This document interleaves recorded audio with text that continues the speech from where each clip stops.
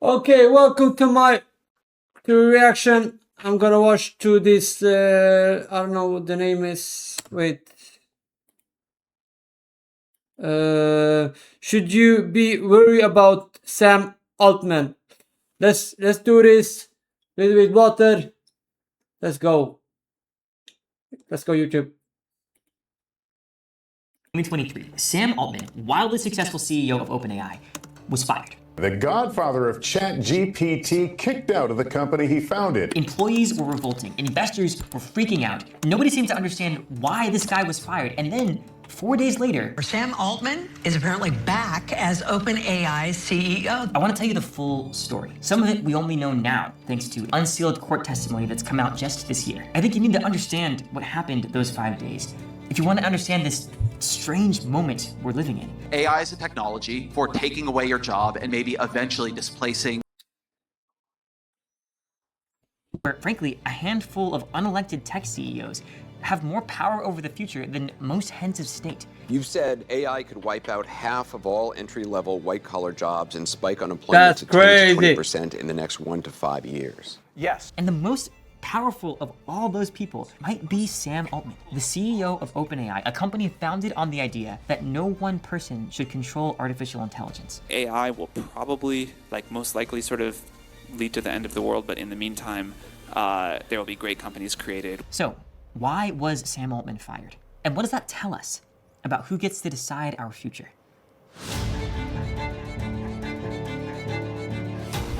Let's go! Friday, November 17th, 2023. Sam Altman is in a hotel room in Las Vegas. He's in town for the Formula One race. It is a well-earned break. He's been spending the better part of a year doing press, traveling the world, meeting global leaders ever since his company, OpenAI, released a chatbot, which, you know what, I'm just gonna go ahead and assume you've heard of. ChatGPT. ChatGPT is on pace to pass 100 million active monthly users after just 2 months. Things are, by any reasonable measure, going extremely well for Sam. His company is about to be valued at $86 billion. People are calling him the Oppenheimer of his generation, which he doesn't seem to mind. He sometimes mentions that he and Oppenheimer share a birthday, fun fact. At noon, Sam opens his laptop for a quick video call. On the other side is OpenAI's board. Let me introduce them. We've got Adam D'Angelo, CEO and founder of Quora. You know, the website with the questions, you know the one. Helen I don't know Toner, what it is. AI policy researcher. I'm gonna be honest. I don't know who this person is. I don't. Wait. What the name is? He sometimes mentions that he and on the other side and founder of Admin Angel, founder of CEO Quora. What is Quora? You know, the website with the No, I don't know. No, I know. Helen Toner, AI policy researcher, day job at a Georgetown think tank. We've got Tasha McCauley, robotics entrepreneur. Oh, and shit. Ilya Sutskever, OpenAI's chief scientist. Widely regarded as one of the most... The hair is not there. Sorry. He have the money. I swear to God he have the money. But he don't have the hair. Just saying, bro. You need to go to Turkey. Brilliant AI researchers around. Also a co-founder of the company. Also Sam's friend. Sam was expecting a routine call. It is not a routine call. Sutskever reads from a prepared statement. The board has, he says, lost confidence in Sam's ability to lead the company. They are terminating his employment, effective immediately. There will be a public announcement shortly. Sam is too stunned to speak. He feels like he's in a bad dream. After the call, Sam is locked out of his laptop. 20 minutes ago, he was CEO of the most famous... How does this guy know that? AI company on Earth. And now he can't get into his own Gmail. Now, minutes later, the board puts out a public statement. It reads, Mr. Altman's departure follows a deliberative review process by the board, which concluded that he was not consistently candid in his communications with the board, hindering its ability to exercise its responsibilities. The board also names an interim CEO in the announcement, Mira Murati, OpenAI's chief technology officer. Within minutes, this firing is one of the biggest news stories in the world. Sam's phone is getting so many texts per second, his iMessage app crashes. What? 300 miles away at OpenAI's San Francisco offices. That's right. Hundreds of people are standing around, staring at their phones, refreshing the same 4 tabs. Nobody is working. Nobody can work. Their CEO was just fired 20 minutes ago, and nobody will tell them why. Also caught off guard is Microsoft, OpenAI's most important investor. Murati had called them mere minutes before the public announcement went out. Satya Nadella, the CEO of Microsoft, is, to use the technical term, pissed. Sutskever and Murati hold a company-wide meeting to try to explain what's happened. Someone asks if there was a specific incident or something, and Sutskever replies, "I wish I could go into details, but I can't." Someone asks if they'll ever find out more. Sutskever says, "Keep your expectations low." What the fuck? What do you mean? Then someone asks about the tender offer. Now, this wasn't mentioned much in reporting at the time, but in just a few days, OpenAI was due to close a deal that would let employees sell their own shares at that $86 billion valuation. For a lot of employees, that meant millions of dollars. Some people had already put down deposits on houses. So Brad Lightcap, the COO, has to take this question, and he says, "The tender, we're going to see." None of this, it turns out, is particularly reassuring. That whole weekend was one of the most stressful periods in my life, I would say. It was like a civil war within the company. Around 2 p.m., Sam puts out a tweet in his trademark all lowercase. He says, "I loved my time at OpenAI. It was transformative for me personally and hopefully the world a little bit. Most of all, I loved working with such talented people." Now, Greg Brockman, who is OpenAI's president, also a co-founder, also a board member. Do you think when you write the letters, like thank you letters to everybody, that he used ChatGPT or like some AI? I think he'll do it. That's just me. Until the same 4 people removed him that same day, has been told that he can stay on as OpenAI's president. Instead, he retweets Sam and announces that he's quitting in solidarity. 3 more senior researchers quit as well. Employees feel like the sky is falling. Sam, for his part, gets on a flight back to San Francisco. Late Friday evening, the board takes a meeting with OpenAI's senior executive team. So not the whole company this time, just the 15 or so most senior employees. The board keeps citing confidentiality and just continues to avoid answering any questions in detail. And the execs are furious.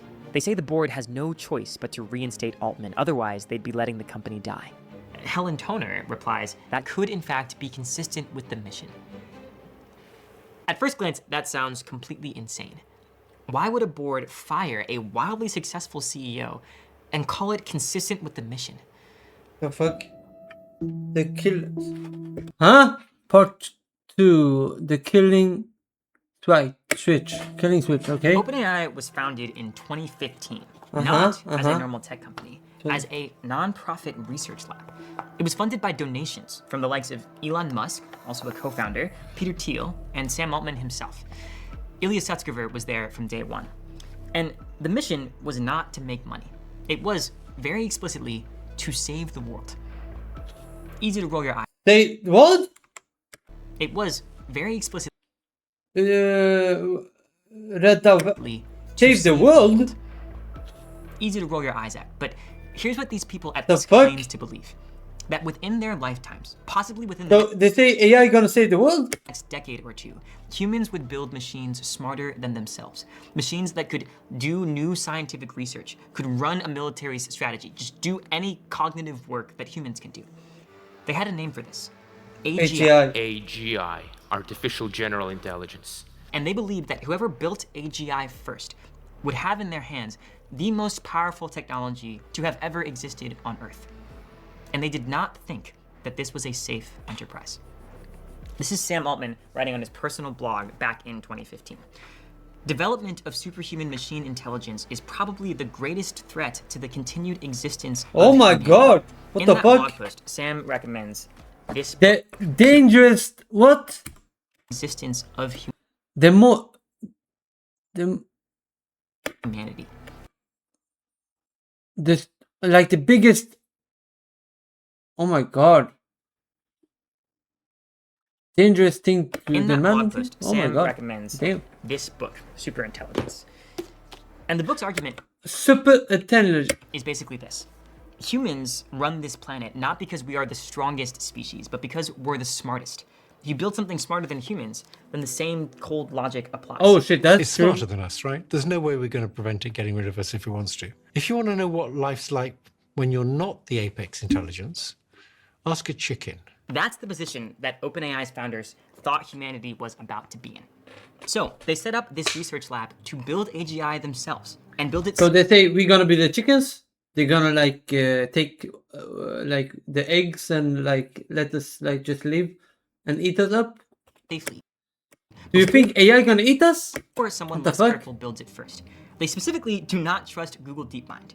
The reason I wanted to create OpenAI was to serve as a counterweight to Google. The furthest thing from Google would be like a non-profit that is fully open, because Google was closed for profit. We don't want this to be sort of a profit maximizing demon. But now is it like everybody they have a profit of? Oh my god, my computer's dead. I'm gonna need to fix it. Wait.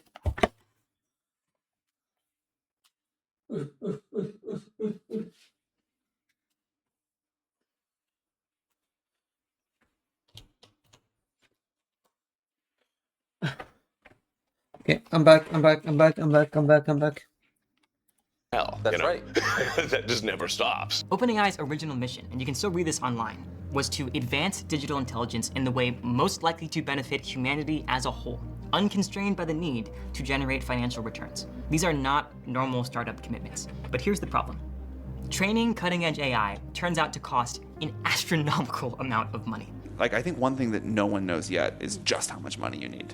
You know, billions for sure, tens of billions, maybe hundreds of billions. I sure hope not. So, in 2019, Sam Altman comes up with a fix, one that happens to land him as Open, CEO of the company. like open the. The idea is this: a nonprofit board of directors that owns and controls a for-profit subsidiary. So the for-profit can take investment, it can pay competitive salaries, including startup equity, it can build data centers, it can compete with Google. But it answers to the nonprofit, and the nonprofit answers to the mission. There are two guardrails built into this structure. Guardrail number one. Okay. Investor profits are capped at 100x. Beyond that point, everything flows back to the nonprofit to be used for the benefit of humanity, for something like universal basic income. The idea was simple. Investors can get rich, but not infinitely rich. Past a point, the upside belongs to everyone. If you wanted to just make money, that would not be a good way to do that, right? Like having a nonprofit have that level of control over your company. They could have just started over and started a for-profit company, right? And they chose not to do that. Guardrail number two. The nonprofit board can fire the for-profit's CEO. This is the kill switch. The idea is you put people on the board who care about not ending the world. You let the capitalist machine run underneath them. It's the only way to compete. But if it starts racing somewhere dangerous, the people upstairs can pull the plug. On paper, this board puts humanity above the company. If the two come into conflict, humanity... But people can be corrupt. So this board, if they say the money is like too good, they can just not pull the plug. ...is supposed to win. Sam Altman talks about this constantly. Like, no one person should be trusted here. I don't have super voting shares. I don't want them. The board can fire me. I think that's important. Now, this is what OpenAI looked like as of November 2023, after the release of ChatGPT, the fastest growing tech product in history, and $13 billion worth of investment from Microsoft. Oh my god. In theory, the nonprofit is in charge. In practice, you have a handful of volunteers overseeing an $86 billion tech company.